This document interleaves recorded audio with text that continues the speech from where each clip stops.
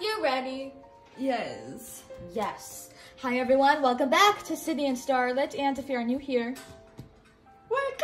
welcome, enjoy the videos. So today me and Sydney are going to be reading Disney Fairies. What does this say? A book. Tinkerbell limited collector's edition, and it includes a poster and then it's a read aloud storybook, so that's pretty cool. Tinkerbell. On a chilly winter's night in London, a baby lay peacefully in her crib. As her mobile twirled, the baby let out her very first laugh. And as with all first laughs, a fairy was born. Can you say fairy? Fairy. Fairy. The laugh floated out the window and attached itself to a dandelion wisp. It flew above the human world straight toward the second star to the right and threw a burst of light into Neverland. Can you say never? Yeah. Land. Yes. Neverland. The laugh floated toward Pixie Hollow, a magical place in the heart of Neverland where the Never Fairies lived. Oh my, come on, let's go, the fairies cried. They followed the laugh as it made its way toward the pixie dust tree. Can you say tree? Ways. Tree. A dust keeper named Terrence sprinkled some pixie dust on the laugh. It made a tinkling sound and took the shape of a fairy.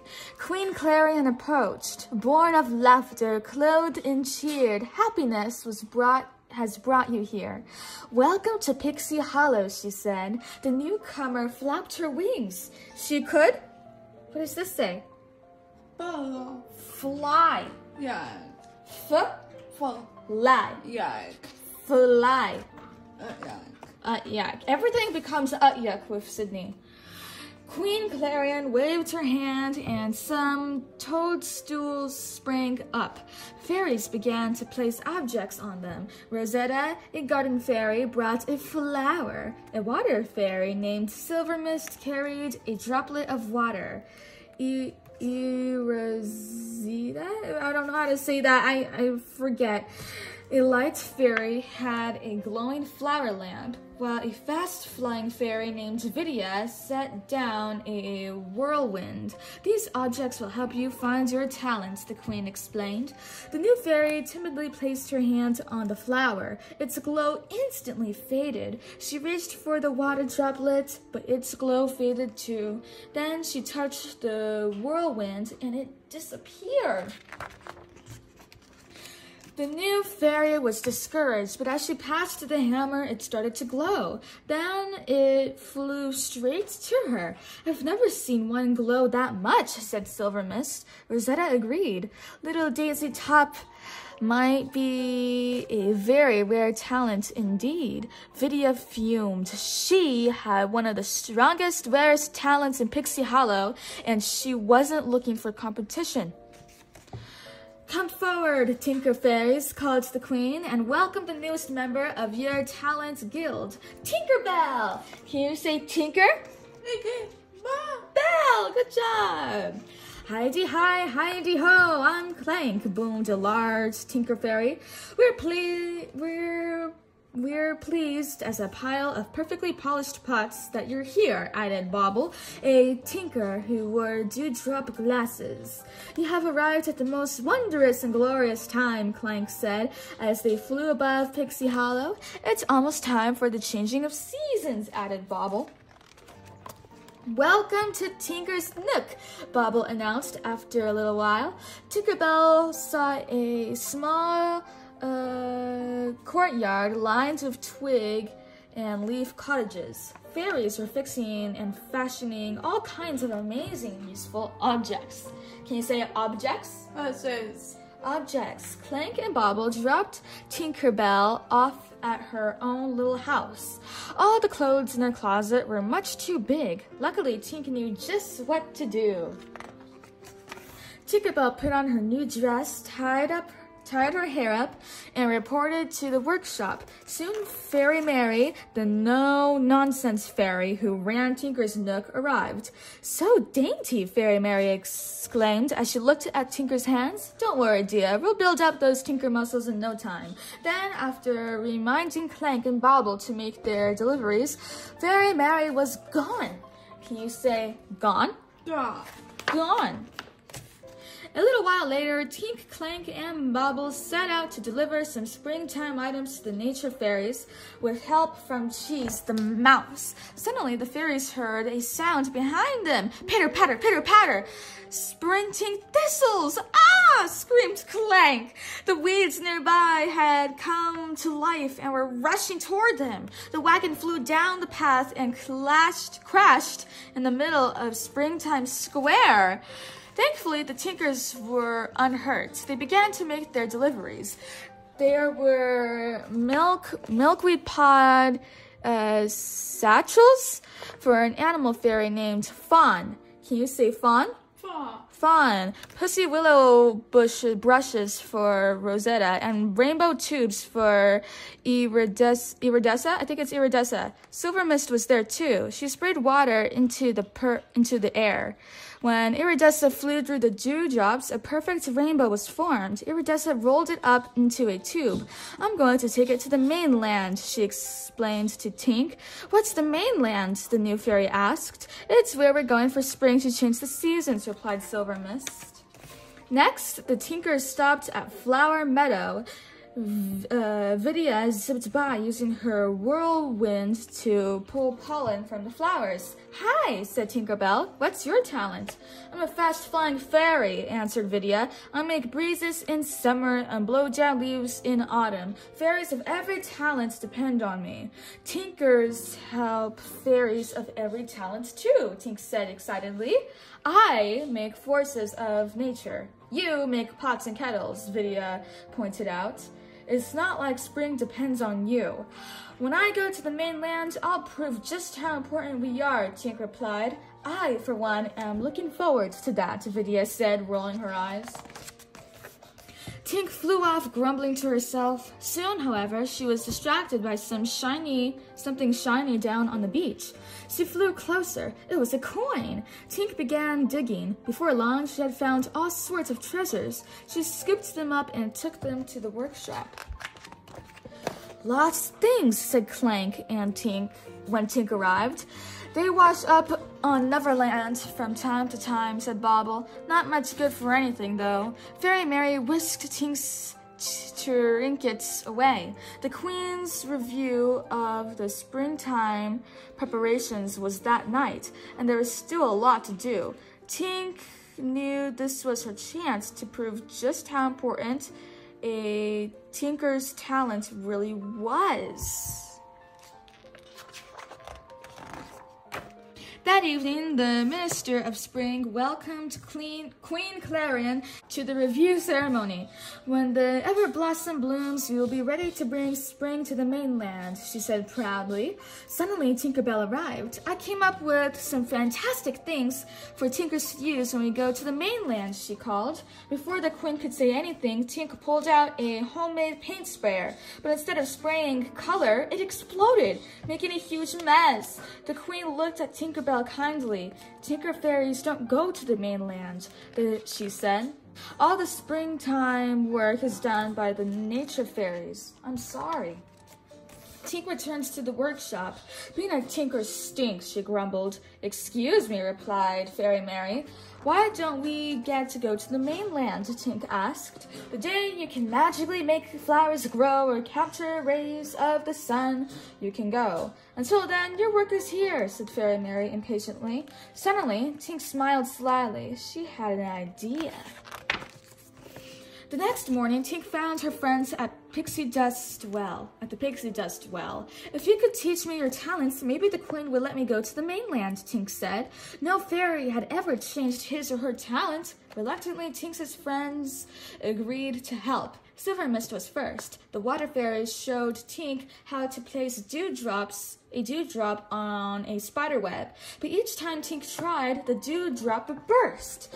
Next, Iridessa demonstrated how to give fireflies their glow. She captured light in a bucket and scattered it. Dozens of fireflies flew through and lit it up. But when Tink tried, the light wouldn't stick to her fingers. She threw the bucket in frustration. The light spilled in every direction. Now she was glowing too. The fireflies swarmed around her. They thought she was the most beautiful thing they had ever seen. Fawn had Tink's animal fairy lesson all planned. "We're teaching baby birds how to fly," she announced. Fawn showed Tink what to do. Unfortunately, Tink's bird was terrified. He didn't want to go anywhere. Tink saw a majestic bird flying overhead. Maybe he could help, she thought. She waved her hand and tried to get the bird's attention. The scout fairies looked to see what was going on. "Hawk! Hawk!" they yelled, sounding their warning horns. Tink spotted a tree with a knothole and rushed straight for it. The hole was already occupied by Vidya. Crack! The hawk broke through the bark of his beak. The two fairies had to get out of there fast. They jumped down a hole into a long, dark tunnel. When Vidya reached the end of the tunnel, she could see the hawk on a nearby branch. She stopped in the nick of time, but Tink accidentally slammed into her. Vidya went shooting out of the tree. The hawk opened his beak, ready to strike. Fairies pelted him with berries, rocks, and twigs. Luckily, the bird flew away. "Let me help you," Tink said to Vidya. "I'm fine," snapped Vidya. "I was only trying to help," Tink explained. She felt awful. A little while later, Tinkerbell sat on the bench. "At this rate, I should get to the mainland right about... Oh, never!" Tink angrily threw a pebble into the bushes and heard a clunk. She went to investigate and found a beautiful porcelain box. When her friends found her, Tinkerbell was busy putting all the gears and screws and springs back inside the box. The final touch was attaching a ballerina to the lid. Tinkerbell gave the dancer a spin, and to her delight, the box played music. "Do you even realize what you're doing?" asked Rosetta. "Fixing stuff like this, that's what tinkering is." "Who cares about going to the mainland anyway?" Silver Mist added, but Tink still wanted to go. Tink went to see the only fairies she thought might be able to help, but Vidya was not in the mood for visitors, especially Tinkerbell. "You're my last hope," pleaded Tink. "Rosetta won't even try to teach me to be a garden fairy." That gave Vidya an evil idea. She suggested that Tinkerbell capture the sprinting thistles to prove that she would be a good garden fairy. Tink knew that Vidya's plan was her last chance to go to the mainland. She set work to building a corral. "Hey-ya! Get! Tinkerbell cried as she rode into the needlepoint meadow atop trees. She used 2 twigs to herd some thistles into the corral. "It's working!" Tink cried joyfully, but as she headed back to the meadow, Vidya quietly blew open the corral gate. The thistles ran away. Is it thistles? I don't think it's thistles. This Liz.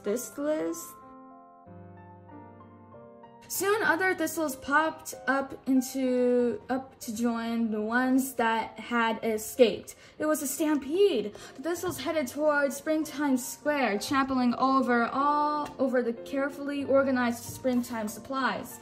Everything was destroyed, and it was all Tinkerbell's fault. "There isn't a garden fairy alive who can control those weeds," Rosetta exclaimed. "This has all gone too far," declared Silver Mist. Just then Queen Clarion appeared. By the second star, all the preparations for spring. "I'm sorry," Tinkerbell whispered as she took to the sky. A little while later, Tink went to the Pixie Dust well. She told Terrence she was leaving Pixie Hollow. He kindly gave her a double scoop of the glittering dust. "Thanks, Terrence," said Tink. Terrence was surprised she knew his name. "I'm just a dust keeper," he said. "I'm not exactly seen as the most important fairy in Pixie Hollow." "You're probably the most important one there is," Tink argued. "Without you, no one would have any magic. You should be proud." "I am," Terrence replied. Tink could tell that Terrence knew she wasn't proud of her talents. Tink stopped in to visit the workshop one last time. She did love to tinker, even though her contraptions never worked. Just then, she noticed that Cheese was sniffing something. It was the pile of trinkets she had found on the beach. "Lost things. That's it," she cried. She went to her work table and started to tinker. That night, Queen Clarion gathered all the fairies. She explains that spring would not arrive that year since there wasn't time to replace what had been ruined. "Wait!" Tinkerbell cried, landing in the middle of the square. "I know how we can fix everything." She demonstrated her paint sprayer, which she had fixed so it worked perfectly. Tink had also designed speedy machines to fix the things the thistles had trampled. Vidya was furious. "Corral the thistles," she muttered. "I should have told you to go after the hawk." Queen Clarion overheard this. She looked sharply at Vidya. "I think your fast flying talent is well suited to chasing down each and every one of the thistles," the queen said sternly. Vidya flew away. All of a sudden, she had a lot of work to do. The queen turned to Tinkerbell. "Are you sure you can do this?" she asked. "I'm a tinker, and tinkers fix things," Tink replied confidently. "But I can't do it alone." Clank, Bobble, and all her fairies offered to help. Soon the square was filled with piles and piles of useful objects. Tink showed a group of fairies how to assemble a machine to make berry paint. As soon as all the pieces of the machine were put together, the berries were crushed and dozens of buckets were filled to the brim with paint. Next, Tink used a glove and harmonica to make a vacuum. The fairies could use it to collect hundreds of seeds at a time. Everywhere she looked, Tinkerbell could see baskets and buckets of springtime supplies. Her plan was working. Early the next morning, Queen Clarion and the ministers of the seasons flew to the square. They couldn't believe their eyes. There were more springtime supplies than they had ever seen. As the sun began to rise, the Everblossom opened, giving off a golden glow. It was time to take spring to the mainland. The fairies cheered. "You did it, Tinkerbell!" Queen Clarion exclaimed. "Oh my God! Can't Tink come with us?" Silver Mist asked. "It's okay," Tink protested. "My work is here." Fairy Mary gave a little whistle, and Clank and Bobble appeared with the music box. "Actually, I ran across this myself many seasons ago," said Fairy Mary. "Didn't have a clue how to fix it, but you did, Tinkerbell, and I'd imagine there's someone out there who's missing this. Perhaps a certain Tinker Fairy has a job to do after all, on the mainland." Tink and the other fairies flew toward London. When they arrived, everything was cold and the landscape was gray. The fairies spread out across the city. A light fairy melted the frost on a tree branch. A water fairy sprinkled pixie dust on a frozen pond to thaw the ice. The animal fairies gently woke the hibernating creatures tucked inside the trees. Soon flowers bloomed and baby birds took flight. Tink was amazed by the magic her friends created. Now it was time for Tinkerbell to make her special delivery. She sprinkled some of the extra pixie dust Terrence had given her on the music box to make it fly. As Tink passed a bedroom window, both she and the music box began to glow. Tink knew that the owner of the music box must live there. She set the box on a windowsill and peered into the room. Tink tapped on the glass and ducked out of sight. In a few moments, a little girl named Wendy Darling poked her head out and saw the window. out of the window. Wendy's face filled with happiness. She took a small key from a chain around her neck and turned it in a slot. The music box began to play. The fairies' work was done. It was time for them to return to Neverland. From then on, Tink used her rare talent to make the lives of everyone in Pixie Hollow just a little bit better. She was proud to be a Tinker Fairy. Oh my gosh, and there's even a poster right here. There's a folded up poster here, so that's pretty cool as well. The end! So, that is it for today, everyone. I really hope you all enjoyed it, and we'll see you all next time. Bye-bye! Pick out your favorite page.